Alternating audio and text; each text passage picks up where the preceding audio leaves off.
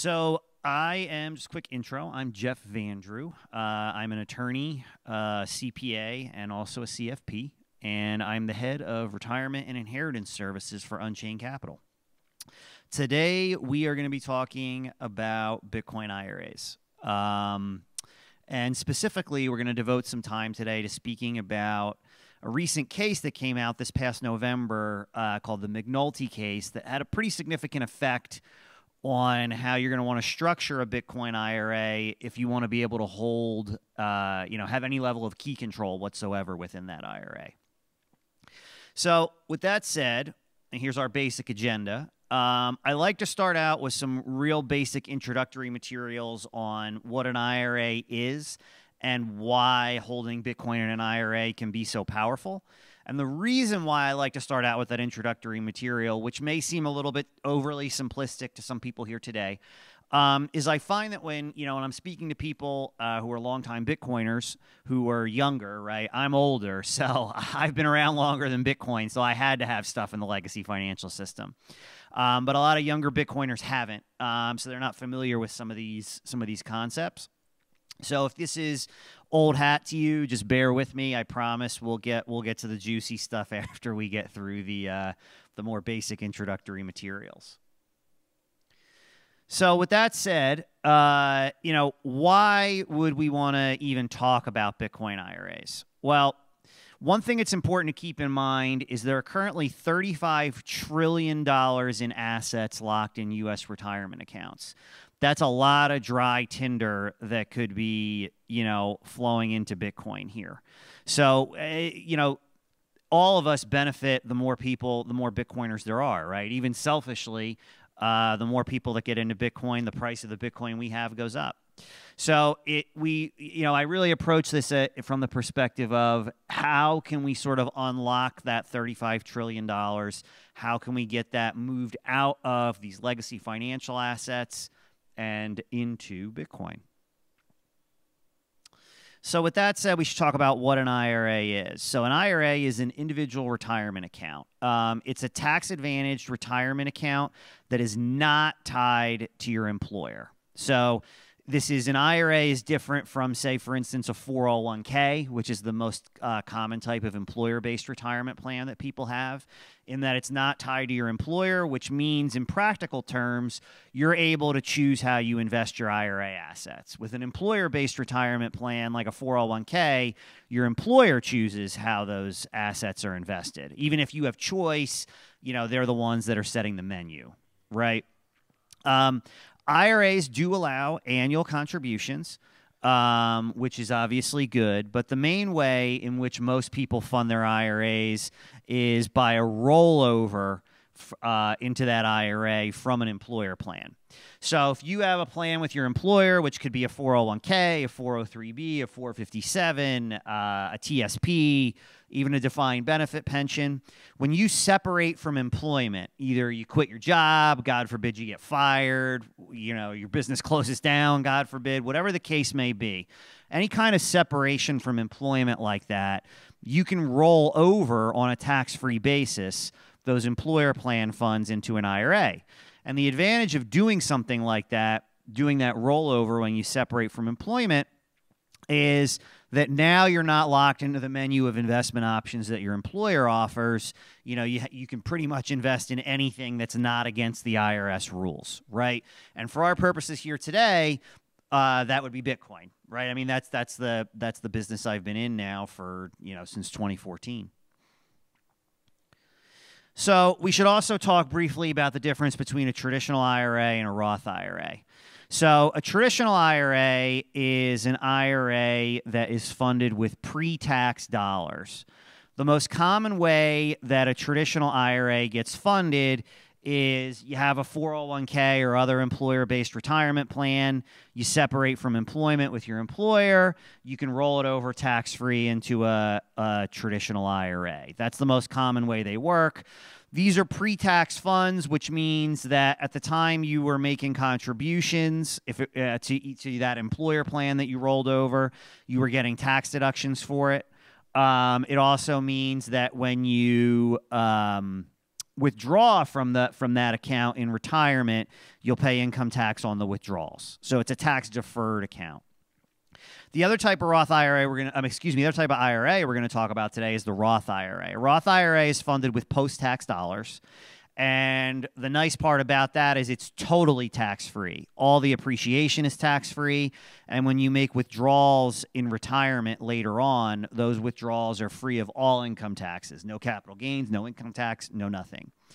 The most Roth IRAs are typically funded in one of a few different ways. Number one is if your employer offered a Roth 401k or other Roth-based employer plan, you can roll those funds into a Roth IRA tax-free. And like we talked about, once it's in the IRA, you have much broader investment choices. Again, in our case, we're talking about Bitcoin. The other way a Roth IRA gets funded is via conversion. If you have non-Roth retirement assets, you can move them into a Roth IRA. You have to pay, that's called a Roth conversion. You have to pay upfront income tax on that when you do it. You don't have to pay any penalty, just the income tax. But in exchange for taking that upfront income tax hit, the withdrawals are completely free of all taxes when you retire. And then the third way is obviously, you can make annual contributions. Right now, the annual contribution limit is $6,000. But that $6,000 limit does not apply to conversions or rollovers. The other question I get a lot from Bitcoiners is, why shouldn't I just liquidate my retirement account now and just buy Bitcoin outside of a retirement account altogether? Well, I have a little chart here that kind of illustrates why you may not want to do that. So what we're assuming here, just to use round numbers, is you have a $100,000 retirement account, maybe from a prior employer or whatever the case might be. It's not a Roth account in this illustration. And we're using an exchange rate of $50,000 per Bitcoin, just for this illustration, to use a nice round number, which, as it happens, after the last couple days, we're not that far off, right? We're almost back to $50,000. So if you were to roll that retirement account into a traditional Bitcoin IRA, you'd end up with 2 Bitcoin. On the other hand, if you were to liquidate the account, pay all the income tax, pay all the 10% penalty, all that sort of stuff, you'd only end up with 1.2 Bitcoin. So rolling it over is a way to get a lot more Bitcoin up front, which is going to help you down the line. Those 2 Bitcoin in the rollover example, they're income tax deferred. You're not going to pay any tax on any appreciation in those Bitcoin until you withdraw in retirement. Whereas the 1.2 Bitcoin, when you spend those in retirement, you are going to have to pay capital gains tax on that. So, the rollover ends up being the much better approach. Now, there's a second way you could go about this as well. If you're willing to take a little bit of an income tax hit up front, instead of rolling it into a traditional IRA, you could do a Roth conversion and roll it into a Roth IRA. Now, if you did that, instead of getting your 2 Bitcoin after you pay, there'll be no penalty, but you will have to pay some upfront income tax. So you'll get 1.4 Bitcoin instead of 2 Bitcoin. These are rough estimates. They're directionally accurate. In real life, the exact amount of Bitcoin would depend on whether you were paying the penalty from IRA funds or not IRA funds, but this is sort of close enough for our illustrative purposes. But those 1.4 Bitcoin, A, they'd still be more than 1.2 Bitcoin. And B, unlike the situation where you liquidated your account and had less Bitcoin, they'd be tax-free forever. So when you spent them in retirement, there'd be no capital gains tax at all whatsoever. So that said, now I want to talk a little bit about how our IRA structure works, how it's different from a lot of the other ones out there, and how it allows you to still have control over your private keys while being in a tax-advantaged IRA. So the important thing to keep in mind with IRAs is that all IRAs are legally required to be custodial, and that custodian has to be a licensed financial institution. It essentially has to be either a bank or a trust company that's regulated by a State Department of Banking, or a non-bank, non-trust company custodian that's regulated directly by the IRS. And this is why, most of the early players in the Bitcoin IRA game didn't give you any control over your keys whatsoever. It was like a fully custodial account. It was almost like having a Coinbase account, right? And just holding your coins on Coinbase. That's how they dealt with the custodial requirement. What we do is we have the custodian execute something called a tri-party delegation agreement.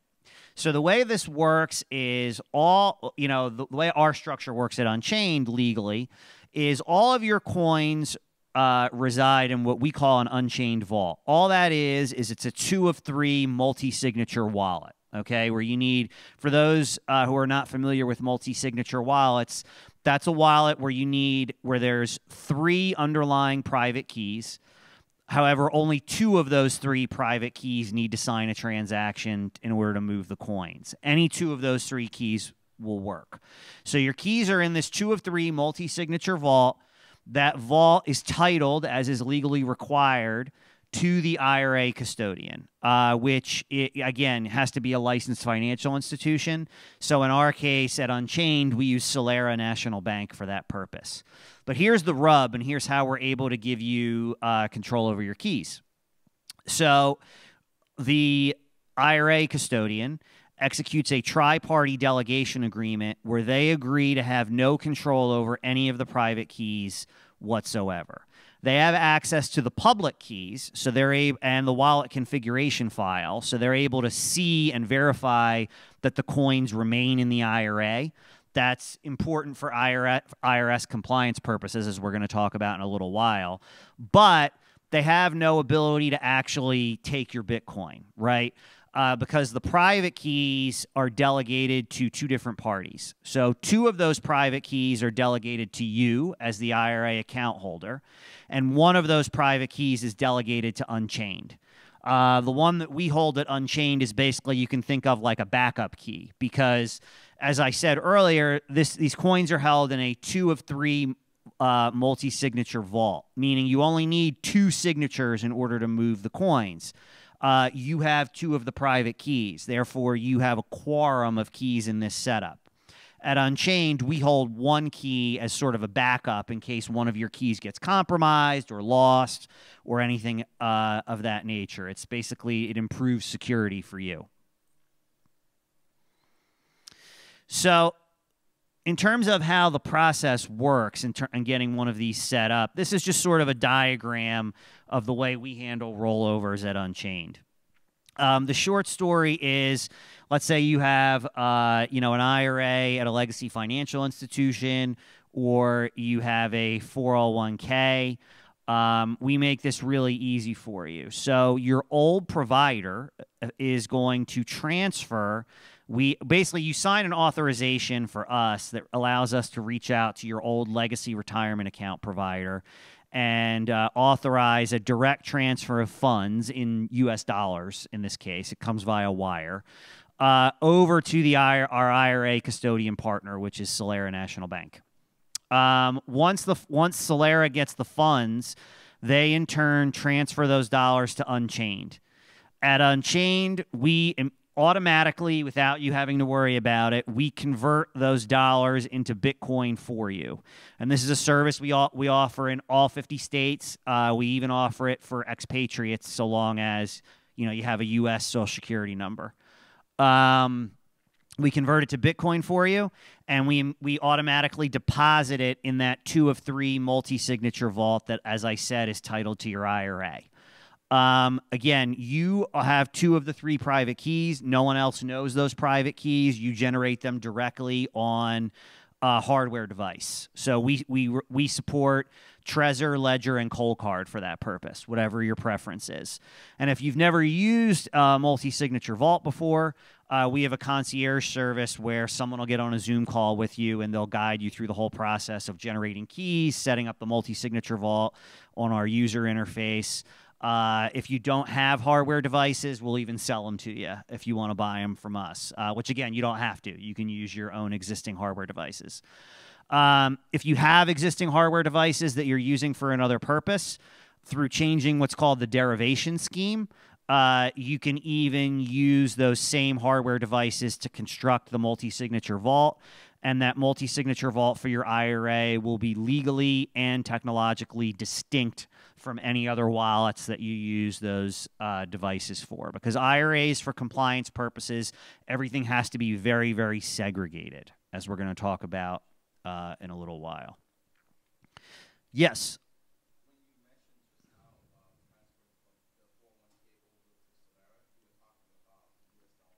Yes. They're going to get liquidated pre-transfer to dollars. No, because the liquidation takes place within an IRA. So liquidations within an IRA are not taxable. So just a couple frequently asked questions about that process before we get into some of like the IRS compliance stuff and how we deal with that with this recent McNulty case. Can you make backdoor contributions to a Roth IRA?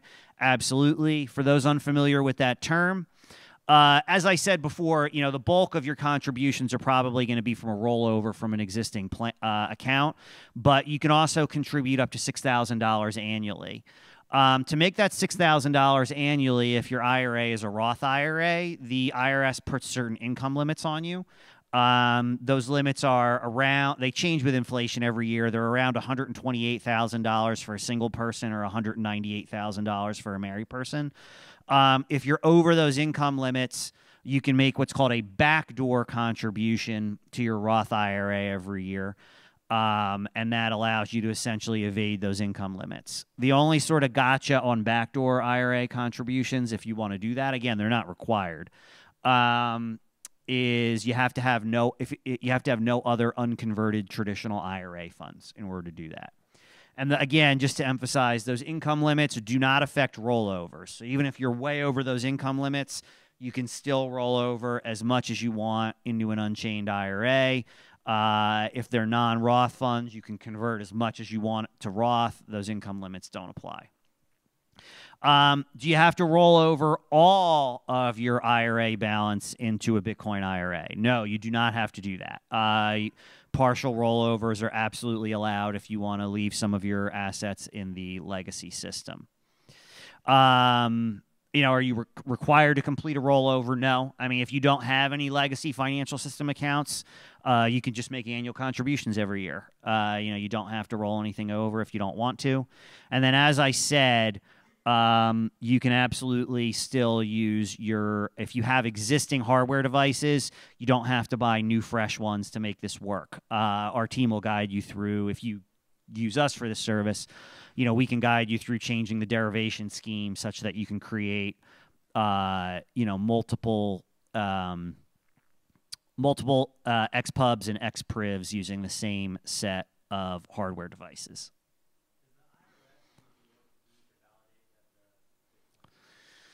So that was a good question. So he asked if the IRS uses any of the keys to validate the situation. So the way IRAs work, and this is applicable to all IRAs, not just Bitcoin IRAs, is the IRS does not on a regular basis look at the accounts. That's the custodian's job. And the IRS, in theory, they don't often do this, but this is a thing that does happen.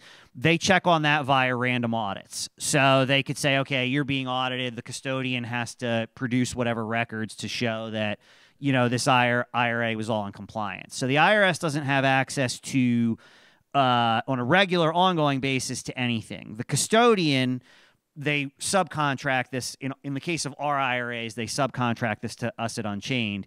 The custodian, through having the public, again, not private, public, neither Unchained nor the custodian have your private keys, only the public. At Unchained, we have the one private key that's sort of the backup. Between that and the wallet configuration file, you're able to generate all the transactions to make sure you didn't make like a taxable withdrawal that didn't get reported. So if you were to use your two private keys, for instance, to make a withdrawal without telling us, that's fine. You can do that. We would pick it up because we monitor those vaults based on the public keys. And we would report it to the IRA custodian, and the IRA custodian would in turn report that to the IRS. The only thing that gets reported to the IRS on an ongoing basis are contributions, which end up in dollars anyway. The custodian reports those as they come in. Withdrawals, which I just sort of explained how those work. And then once a year, under IRS rules, the December 31st value of everything sitting in the vault has to be reported. Now, it's just the dollar value. It actually does not get reported that it's even Bitcoin. Unless there was a random audit, there would be no particular thing that made this stick out as a Bitcoin IRA. It would look just like a standard plain old vanilla IRA. That December 31st value reporting you don't have to worry about.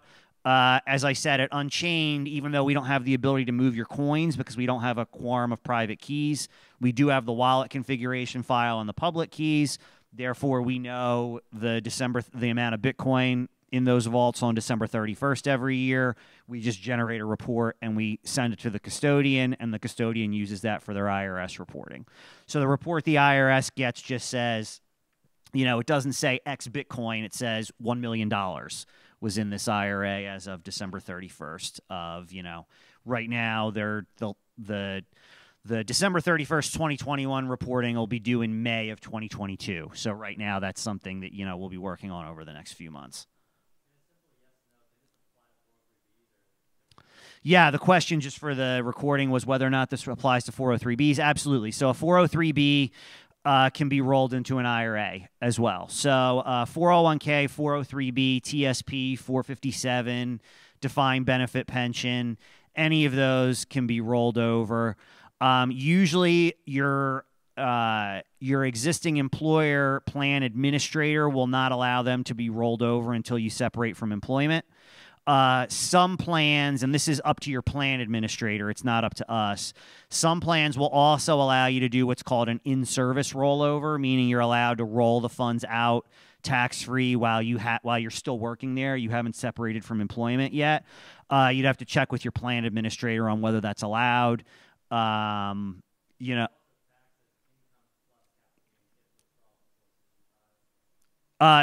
So if you withdraw from an IRA early, it was a 403B.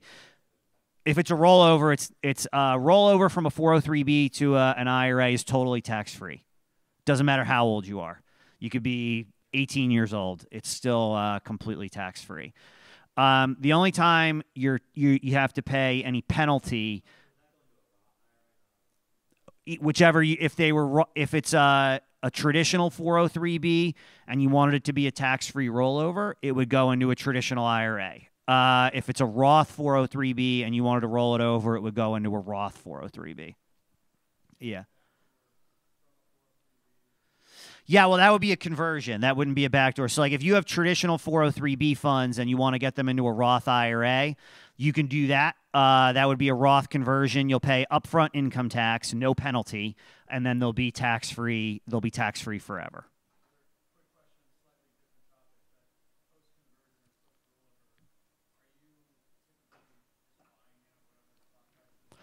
Correct. It's whenever your old institution sends the funds over, it's converted at the spot price. Exactly. Yeah, theoretically, I can only speak to how our product works at Unchained. We don't do trading within the IRA. So you're converted to Bitcoin at the spot price when you roll in. Good question, though. Yes.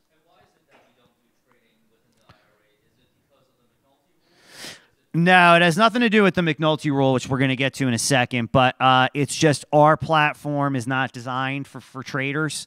It's just how on the tech side that we're set up. Lastly, I just want to talk about Bitcoin IRAs after McNulty, because this is going to be very relevant to a lot of other Bitcoin IRA products that you might have seen, including Bitcoin IRA products that I used to set up for people before I joined Unchained. So up until now, the classic way to have Bitcoin in an IRA while still having some level of control over your keys was using what was called a checkbook IRA. And that was a situation where your IRA wouldn't own any Bitcoin at all. Your IRA would own an LLC. You would be appointed manager of the LLC so that you had control over the LLC's assets. And the LLC would in turn hold the Bitcoin. Now, I mean, we did these for years. I personally set these up for people for years.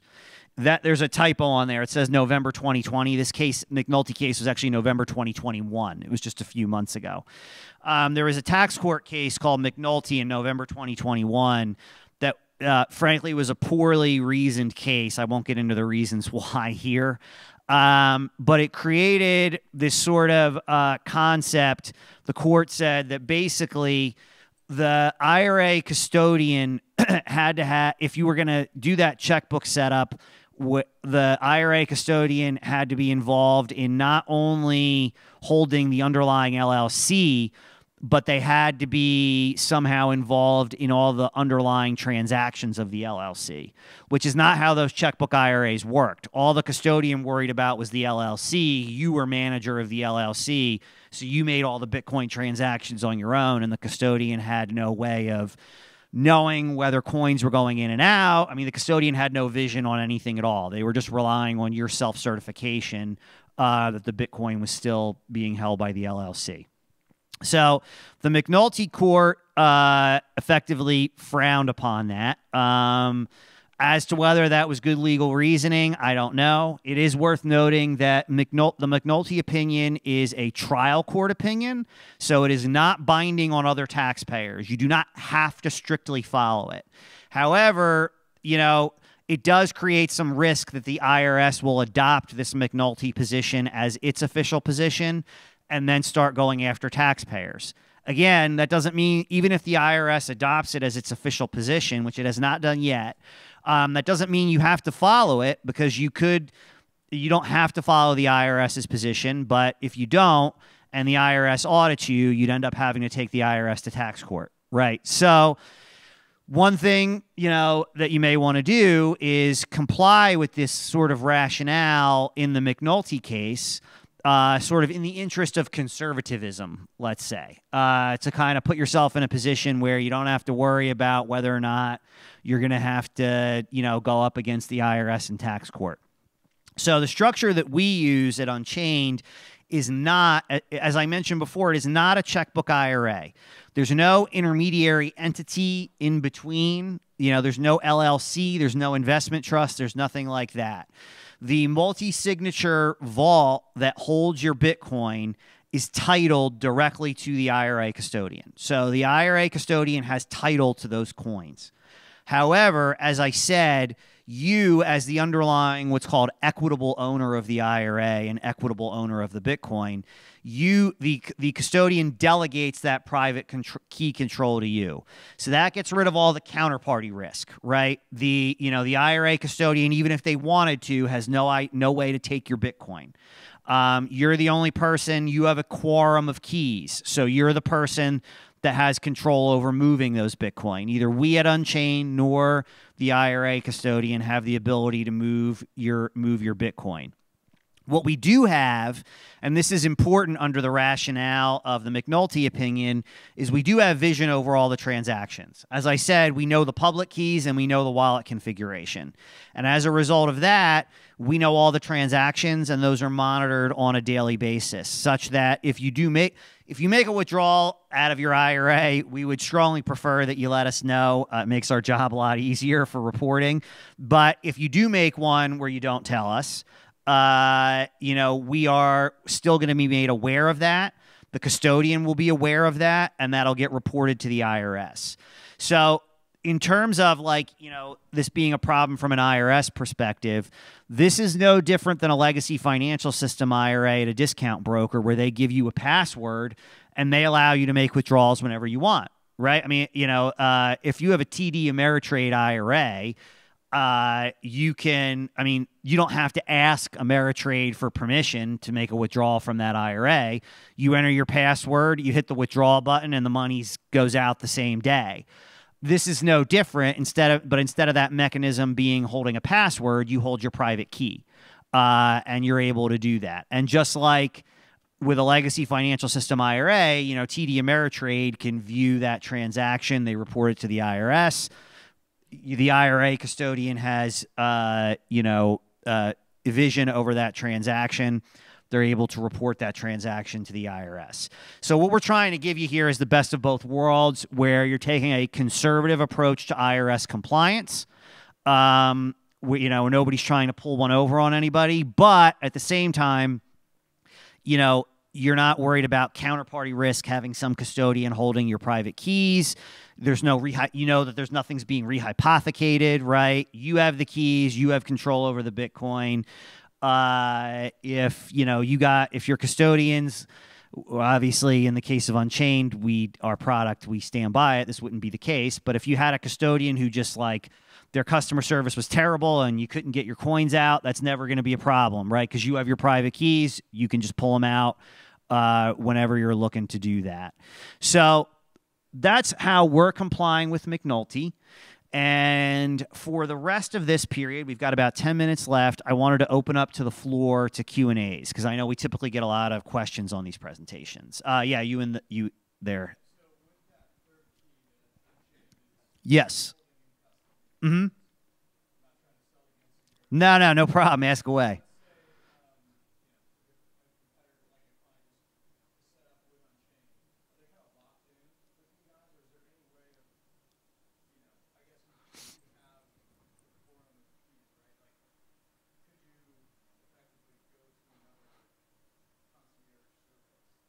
Yeah, that's a good question. He asked if you open an Unchained IRA, are you locked in, or would be there a way to transfer to a competitor? You'd absolutely be able to transfer to a competitor. That would be an outbound rollover. Right now, no one is doing this in the way that we are, but I mean, I assume that someone will be in the future. And yeah, you would be able to make, just like you can make a tax-free rollover out of your legacy financial system IRA into one of ours. You could also do a tax-free rollover out of one of our IRAs into a competitor's IRA. No, because you have your two keys, right? There would be paperwork you'd have to sign with us just so it's reported as a non-taxable rollover rather than a taxable distribution. But you'd be able to move the coins on your own because you have two of the three keys. The reason we hold the one key, and we do this for all of our even our non-IRA vaults, we hold one of the three keys. It's a backup security thing. The idea is that you're probably going to hold you don't have to hold them this way, but you're going to have one of your keys. You'll have your second key that you control probably in a distinct geographic location for security. And then we hold a third key in case one of those two that you're responsible for is compromised or you lose it or whatever the case might be, and you need us to provide a signature. You had a question up front. Yeah, so this gentleman asked if there's a 5-year rule if you're over age 59 and a half. So there's two 5-year rules that apply if you're over age 59 and a half. The first, and these are IRS rules, they're not unique to our product. So the first 5-year rule says that if your first contribution to any Roth IRA at any Roth IRA provider anywhere, all time, was less than 5 years, was made, after you were over age 55. Like if you never had a Roth IRA anywhere until you were already over age 55, you can't make tax-free retirement withdrawals until 5 years has passed from that initial Roth IRA contribution. That initial contribution could be a penny. It doesn't matter how small it is. So that's the first 5-year rule. And again, that applies on a global basis. So a 1 cent Roth IRA contribution that you made 20 years ago, or 5 years ago, or 10 years ago, means that rule is no longer applicable to you at all in any way. The second 5-year rule says that if you make a Roth conversion, those converted funds, you have to wait 5 years. A Roth conversion is a conversion from a traditional IRA to a Roth IRA, or a traditional 401k to a Roth IRA. You have to wait 5 years before those funds become able to be withdrawn totally tax advantaged. Again, that generally only applies if you're over age 55 at the time you make the Roth conversion. Well, I mean, yeah, generally speaking. So yes, very good question.